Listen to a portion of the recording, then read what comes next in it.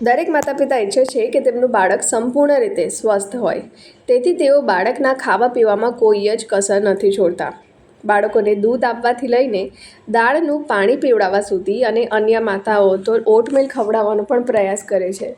Oats એક પ્રકારનું અનાજ છે જે ફાઇબરથી ભરપૂર હોય છે અને આપણામાંથી મોટાભાગના લોકો નાસ્તામાં અથવા વજન ઘટાડવા માટે આહારમાં ઓટ્સનો સમાવેશ કરે છે. પરંતુ ઓટ્સ નાના બાળકો માટે પણ ફાયદાકારક છે કે નહીં, આજે આપણે આ વિડીયોમાં જાણવાના છીએ. બાળકો માટે ઓટ્સ એક સારો ખોરાક વિકલ્પ માનવામાં આવે છે કારણ કે તેમાં મિનરલ્સ, વિટામિન્સ, ફાઇબર અને એન્ટીઓક્સિડન્ટ્સ ભરપૂર માત્રામાં હોય છે. તે તમારા બાળક માટે ઊર્જાનો સારો સ્ત્રોત છે. ઓટ્સ ચોખા કરતાં વધુ હળવા હોય છે, તેથી તે પચવામાં પણ સરળ હોય છે અને આ એકમાત્ર અનાજ છે જેનાથી ઓછામાં ઓછા બાળકોને એલર્જી થાય છે. જો કે તમારા બાળકને ઓટ્સ ખવડાવતા પહેલાં ડૉક્ટર અથવા કોઈ એક્સપર્ટની સલાહ જરૂરથી લેવી જોઈએ. જ્યારે બાળક 7 મહિનાનું થઈ જાય ત્યારે તમે તેને ઓટ્સ ખવડાવવાનું શરૂ કરી શકો છો. સૌપ્રથમ તમે ઓટ્સને એકદમ હળવું દળિયા જેવું એટલે કે એકદમ પાણી જેવું તમે ખવડાવી શકો છો અને જ્યારે તમારું બાળક તેને ખાવામાં આરામદાયક હોય એટલે કે હાર્ડ ફૂડ ખાતા શીખી જાય ત્યારે તમે ઓટ્સની અંદર ફળો અને શાકભાજીઓને મેશ કરીને ખવડાવી શકો છો.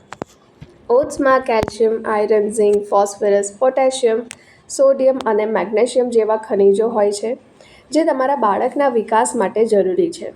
કેલ્શિયમ અને ફોસ્ફરસ બાળકના હાડકાને મજબૂત બનાવશે, આયરન હિમોગ્લોબિનનું સ્તર જાળવી રાખશે અને એનિમિયાનો સામનો કરવામાં મદદ કરશે. વિટામિન્સની હાજરી જેમ કે folate, vitamin B6, vitamin K, vitamin E, thiamine, riboflavin અને નિયાસિન ઓટ્સને તમારા બાળકના વિકાસ માટે આવશ્યક પૂરક માનવામાં આવે છે. 100 ગ્રામ ઓટ્સ બાળકોને 400 કેલરી ઊર્જા પૂરી પાડે છે અને આ ઊર્જા તેમના વિકાસ માટે ખૂબ જ જરૂરી છે કારણ કે જો બાળકને યોગ્ય માત્રામાં કેલરી ના મળે તો તેમની ઊર્જા ધીમી પડી શકે છે. ઓટ્સમાં મોટા પ્રમાણમાં ફાઇબર જોવા મળે છે, જેથી કબજિયાતથી પીડાતા બાળકો માટે તેનું સેવન કરવાથી કબજિયાતથી છુટકારો મળે છે અને તેના નિયમિત સેવનથી બાળકના પાચન તંત્ર પર તણાવ નથી આવતો. ઓટ્સમાં વધુ માત્રામાં ફાઇબર હોય છે જે સારા પાચન માટે જરૂરી છે.